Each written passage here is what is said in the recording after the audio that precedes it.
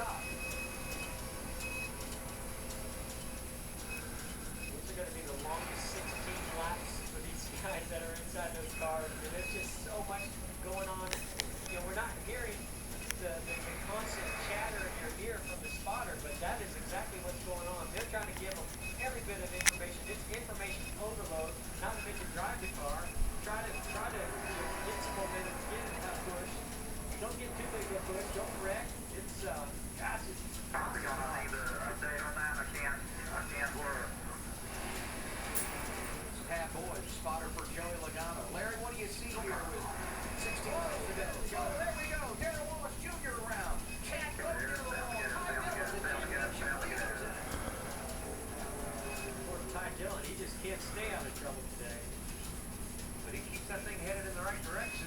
Casey Kane involved. Ooh, roll out of Casey Kane. Looks like Blake Cook got a piece of the action. Chad Bowden pushed up into that top 10 as well, doing a heck of a job before correcting that accident. I thought I just saw him make a big bold move from the outside to the inside lane, and I'm not sure if maybe that hole closed up. Sixth caution of the day. We're coming back through the trial where they were going to see 15 laps to go. Right now, Casey Kane's going, maybe I won't volunteer to come to Talladega for the Xfinity race again next year. I'm going to tell you this. I talked to him yesterday. He couldn't wait to start this race. He said, I'm gonna win this baby. I'm going to lead every lap. Well, maybe not everyone, but I'm going to win it. And now he's up in a pile of trouble. He officially just started thinking about the Sprint Cup race on Sunday, right? Yes, he did. There's both in the center in that 84 car. You say you seen him make a big move yet? I thought that I saw him. Yeah, he lost his momentum. Yeah, he just lost his momentum there. It looks like Ty just got to his left rear a little bit and turned him around. Tough break for Darrell Wallace Jr. Ty Dillon was nowhere to go there. Look at Forrest said and Mario Gosselin. They're just sliding right through the middle of all that carnage, that mess, and they make it through. Peyton Sellers was right there in 97. You know, making it through these accidents like this, and that's a make your day type of situation. When you make it through these types of crashes, I mean, that could possibly be implications in the point system, in your, maybe give you a shot at winning this race here before we get to the end. How bad is the damage on the 3 car?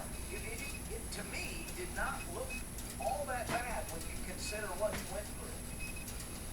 Well, he took a big old shot to the left rear on pit road from his teammate Brendan Garn and then fought his way back into contention.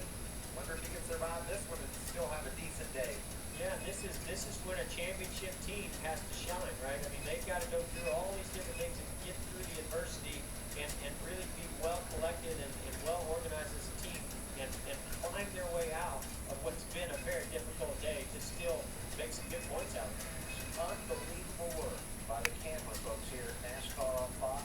Thank you for all you do. What are they saying for Ty Dillon? It's been a long day for them, Mets.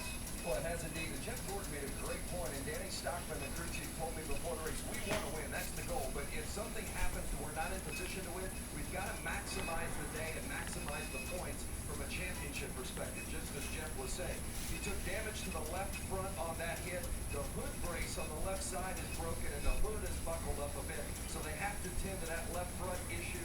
Also, a lot of debris on the grill. So you're going to see him doing a lot of work on that left front and the hood area in the left front side of the car as well. He's only finished outside the top 10 twice this year. It really hasn't had big problems at all in races. That's why he came in as the championship leaders with the model of consistency. They've had their fair share of issues here today at Talladega. They certainly have. But looking at that car, Adam, and Jeff, knowing how important the draft is, you get it taped up where parts don't start flying off of it, he can still charge up to a top 5 finish. Oh, I think it'd be totally fine from a speed standpoint. All those cars in front of him are going to be punching a big hole in the air, so aerodynamics really aren't going to matter until he maybe makes that move for the win or to go to the front. Now, I don't think that he'll be able to just jump in that outside lane and just drive up there like he may have, because that car is going to be pretty dirty in the air with some of that damage. But no doubt in my mind, he can get in behind some other cars or go into that middle lane and shoot right to the front. There are 25 cars on the lead lap, so there will be some traffic, but certainly he can manage through it. So 14 to go under caution. We give you our high sense move of the race. Joey Logano. leading the event right now. And here's our high sense move in the race. A little inside, a little outside, a little horsepower. Put the 22 as a lead late at Talladega. Now that's just bold. That's making a move. He decided he was going to go for it all on that very straightaway. And what an amazing job. And I thought Elliott Sadler did exactly what you have to do. When you know that car is making that move, you move down to the bottom and block it. But unfortunately, Darrell Wallace Jr. Saw the momentum with the 22 car and said, I'm going with the momentum. Joey Logano won this race in 2011. One of the 5 wins here for Joe Gibbs Racing. That's the most all time. Driving the 18 car on that Saturday afternoon. Today, piloting the 22 for the captain, Roger Penske, and doing a nice job. And he'll be one of the drivers we're talking about tomorrow. One of those doing double duty this weekend. Won the season opener at Daytona. When you talk about drafting, tomorrow, trying to get his second drive of the year on the plate track. Geico 500 live coverage begins at 12:40 here on Fox. Begin your day with Race Day on Fox Sports 1 at 11:30 Eastern Time. We've got you covered live in Talladega, Alabama. And I look at this weekend for Sprint Cup teams, and we kind of felt like the last few weeks on the short tracks was an opportunity for those teams not running well of the intermediates to get their shot, kind of a more balanced playing field, if you will. That's certainly the case here tomorrow, and I know all you guys in the Sprint Cup Series that don't have a win see tomorrow as a huge opportunity to punch your ticket into the chase. Oh, there's no doubt about that. My team put a tremendous amount into qualifying. Look how it paid off for us. Our drive in Hunter Chevrolet by being on the pole and getting that #1 pit stall. And we're going to try to take advantage of that. Yeah, we've been off on some of the intermediate tracks, but we're going to take advantage of that fast race car we have.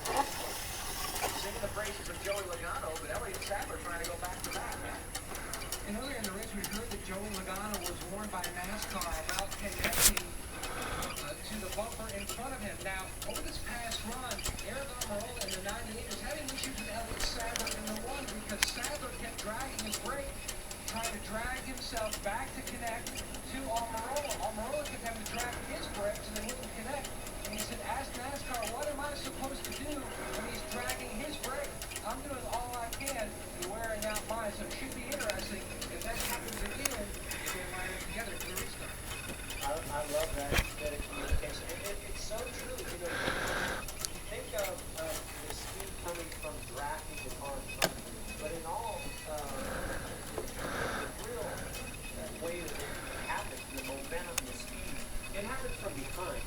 So there's a pocket of air behind that car pushing you, but if your bumper can reach their rear bumper, it's even another burst of speed. But the speed really comes from that car sort of taking some of the air off the rear spoiler, which lessens the drag on the lead car, but then that pocket of air that also is pushing that car. And so you want to maximize both of those things, but obviously NASCAR doesn't want you to maximize the both. And Elliott Sadler doesn't care what it is. Exactly. Doesn't care less.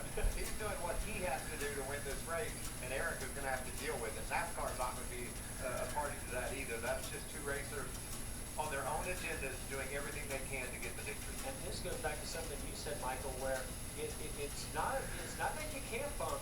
It's you got to do it perfectly. You got to bump, come back off the car, bump, come back off the car, and that's what I would do if I was Almirola. I would just try to maximize that bumping without pushing or connecting for too long a period of time.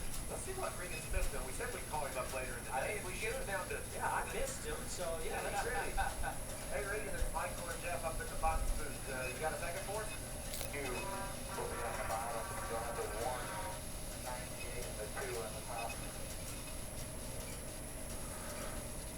Yeah, I got the box there, Mike. Oh, I appreciate it. We just wanted to check in. You put yourself in a position to win this race after nearly being wrecked on lap 2. How you feeling about the scramble to the finish? I feel like it's going to be a scramble.